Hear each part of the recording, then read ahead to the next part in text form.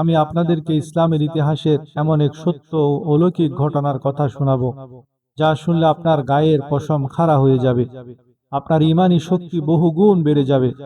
ঘটনাটি একজন বিখ্যাত তাবী হযরত আবুল হাসানের। তিনি ছিলেন মহান সাহাবী হযরত মুআজ ইবনে জাবাল রাদিয়াল্লাহু তাআলা আনহুর প্রিয় ছাত্র। ওস্তাদের পবিত্র সাহচর্যে হযরত আবুল হাসান রহমতুল্লাহ আলাই দুনিয়াবী সমস্ত লোভ লালসা ভুলে জিকির, ইবাদত আর নামাজের এক পাগল পরায়ণ আশেক হয়ে গিয়েছিলেন। তিনি দিনরাত আল্লাহর ধ্যানে মগ্নে থাকতেন, কিন্তু জাগতিক দিক থেকে তিনি ছিলেন প্রচণ্ড অভাবী। ঘরে তার 7টি ছোট ছোট ক্ষুধার্ত সন্তান এবং একজন স্ত্রী ছিলেন। দীর্ঘ কয়েকদিন ধরে তাদের ঘরে কোনো খাবার ছিল না। বাচ্চারা ক্ষুধার জ্বালায় কাঁদছিল। একদিন তার স্ত্রী চরম ধৈর্যহারা হয়ে রাগে এবং ক্ষোভে ফেটে পড়লেন। তিনি আবুল হাসানকে বললেন, হে আবুল হাসান, কতদিন আমরা এইভাবে না খেয়ে থাকব? আজ যদি তুমি বাজার থেকে খাবার বা কোনো টাকা পয়সা নিয়ে ঘরে না ফেরো, তবে আল্লাহর কসম আমি এই 7টি ক্ষুধার্ত বাচ্চাকে নিয়ে আমার বাপের বাড়ি চলে যাব। আমি আর এই কষ্ট সহ্য করতে পারছি না। বিবির এই আলটিমেটাম শুনে হযরত আবুল হাসানের মনটা ভেঙে গেল। তিনি নিরুপায় হয়ে কাজের সন্ধানে মদিনার বাজারে বের হলেন। সারাদিন তিনি মদিনার অলিতে গলিতে বাজারে ঘুরে বেড়ালেন, কিন্তু আফসোস, সেদিন কেউ তাকে কোনো কাজ দিল না। কেউ তাকে এক দানা খাবারও ধার দিল না। সূর্য যখন পশ্চিম আকাশে ঢলে পড়ছে, আসরের ওয়াক্ত হয়ে গেছে, তখন আবুল হাসান চরম হতাশায় ভেঙে পড়লেন। তিনি ভাবলেন, এখন যদি খালি হাতে বাড়ি ফিরি, তবে বিবি বাচ্চাদের নিয়ে চলে যাবে, আমার সংসার ভেঙে যাবে। তিনি মানুষের কাছে হাত পাততে পারলেন না, কারণ তার আত্মসম্মান ও আল্লাহর উপর ভরসা ছিল প্রবল। তিনি লোকালয় ছেড়ে মদিনার অদূরে নদীর পাড়ে চলে গেলেন। সেখানে গিয়ে তিনি নদীর শীতল পানি দিয়ে খুব সুন্দর করে অজু করলেন। এরপর জায়নামাজ বিছিয়ে আল্লাহর দরবারে নফল নামাজে মশগুল হয়ে গেলেন। তিনি সিজদায় গিয়ে অজুরে কাঁদতে লাগলেন আর বলতে লাগলেন, হে দুই জাহানের মালিক, হে রাজা দরাজ, আমি তো তোমারই ইবাদত করি। আজ দুনিয়ার কোনো মানুষ আমাকে কাজ দেয়নি, তুমি আমাকে খালি হাতে ফিরিয়ে দিও না। এভাবে কাঁদতে কাঁদতে আসর থেকে মাগরিব হয়ে গেল। নামাজ শেষ করে যখন তিনি বাড়ির দিকে রওনা হলেন, তখন হঠাৎ তার মনে হলো, আমি যদি একদম খালি হাতে বাড়ি যাই, তবে স্ত্রী বুঝবে আমি কোনো কাজই খুঁজিনি। স্ত্রী মনে খুব কষ্ট পাবেন। তখন তিনি এক অদ্ভুত কাজ করলেন।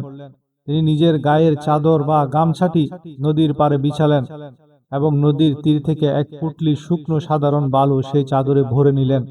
তিনি ভাবলেন, এই বালুর পুটলিটি ঘরে নিয়ে গিয়ে এক কোণে রেখে বিবিকে বলবে, ব্যস্ত আছি, পরে খুলব। অন্তত বিবি ভাববে স্বামী কিছু একটা নিয়ে এসেছে, এই ভেবে সে শান্ত থাকবে। হযরত আবুল হাসান বালুর ভারী পুটলিটি কাঁধে নিয়ে কাঁপতে কাঁপতে গভীর রাতে নিজের বাড়ির দরজায় টোকা দিলেন।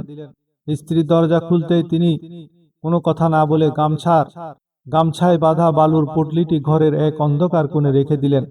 এরপর বললেন, আমি খুব ক্লান্ত, আমি একটু মসজিদে যাচ্ছি। এই বলে তিনি দ্রুত ঘর থেকে বের হয়ে মসজিদে চলে গেলেন, যাতে স্ত্রীর কোনো প্রশ্নের মুখোমুখি হতে না হয়। বেশ কিছুক্ষণ পর যখন গভীর রাতে তিনি অত্যন্ত ভয় ও দ্বিধা নিয়ে আবার ঘরে ফিরলেন, তখন ঘরের ভেতরে পা রাখতেই তিনি স্তব্ধ হয়ে গেলেন। তিনি দেখলেন পুরা ঘর এক অপূর্ব সুঘ্রাণে মৌ মৌ করছে, আর দস্তারখানের উপর চমৎকার গরম খাবার, ফলমূল আর তাজা রুটি সাজানো রয়েছে। ক্ষুধার্ত বাচ্চারা তৃপ্তি সহকারে খেয়ে শান্ত হয়ে ঘুমাচ্ছে। হযরত আবুল হাসান রহমতুল্লাহ আলাই অবাক হয়ে তার স্ত্রীর দিকে তাকালেন এবং জিজ্ঞেস করলেন, হে আমার বিবি, এই গভীর রাতে এত সুন্দর খাবার, আটা আর ফলমূল তুমি কোথায় পেলে? কে দিয়ে গেল এসব? বিবি তখন অত্যন্ত আনন্দিত কৃতজ্ঞ চিত্তে বললেন, হে আমার দয়ালু স্বামী, আপনি আজ কোন মহান দয়ালু মালিকের বাড়িতে কাজ করেছিলেন? তিনি তো আপনি চলে যাওয়ার পরপরই একজন বাহক পাঠিয়ে আমাদের বাড়িতে প্রচুর রাজকীয় খাবার, গমের বস্তা, ফলমূল পাঠিয়ে দিয়েছেন। সে বাহক বলে গেছেন, আপনার স্বামী আজ আমাদের মালিকের যে কাজ করেছেন, এটি তারই পারিশ্রমিক। কিন্তু স্বামী, আপনি ওই চাদরের পুটলিটার মধ্যে কি এনেছেন? ওটা থেকে কেমন যেন একটা অলৌকিক আলো বের হচ্ছে। বিবির কথা শুনে হযরত আবুল হাসান ওনার পা কাঁপতে লাগলো। তিনি মনে মনে ভাবলেন, আমি তো নদীর পাড়ের বালু এনেছিলাম, তবে আলো কিসের? তিনি কাঁপতে কাঁপতে ঘরের কোণে গেলেন এবং ভয় মেশানো হাত দিয়ে যখন ওই চাদরের পুটলিটির বাঁধন খুললেন, প্রিয় দর্শক, চাদরের বাঁধন খোলার সাথে সাথে পুরা ঘর এক চোখ ধাঁধানো আলোয় আলোকিত হয়ে উঠল। আল্লাহ রসিম কুদরতে নদীর তীরের সেই সাধারণ মূল্যহীন বালুর কণাগুলো চকচকে হীরা জহরত আর খাঁটি সোনায় রূপান্তরিত হয়ে গেছে। সুবহানাল্লাহি ওয়া বিহামদিহি, সুবহানাল্লাহিল আযীম। আবুল হাসান হাঁটু গেড়ে মাটিতে বসে পড়লেন এবং আল্লাহর শুকরিয়া আদায় করে ফুফিয়ে ফুফিয়ে কাঁদতে লাগলেন। যিনি বালুকে সোনা বানাতে পারেন তিনি হলেন আমাদের আল্লাহ। আমাদের প্রিয় নবী হযরত মুহাম্মদ সাল্লাল্লাহু আলাইহি ওয়াসাল্লাম সত্যই বলেছেন, তোমার পায়ের জুতার ফিতাটি যদি ছিঁড়ে যায় তবে তাও তুমি মানুষের কাছে না চেয়ে তোমার আল্লাহর কাছে চাও, কারণ আল্লাহ তাআলা অত্যন্ত লাজুক ও দয়ালু। যখন তার কোনো বান্দা দুই হাত তুলে তার কাছে কিছু চায়, তখন খালি হাতে সে হাত দুটো ফিরিয়ে দিতে স্বয়ং আল্লাহ তাআলা লজ্জাবোধ করেন।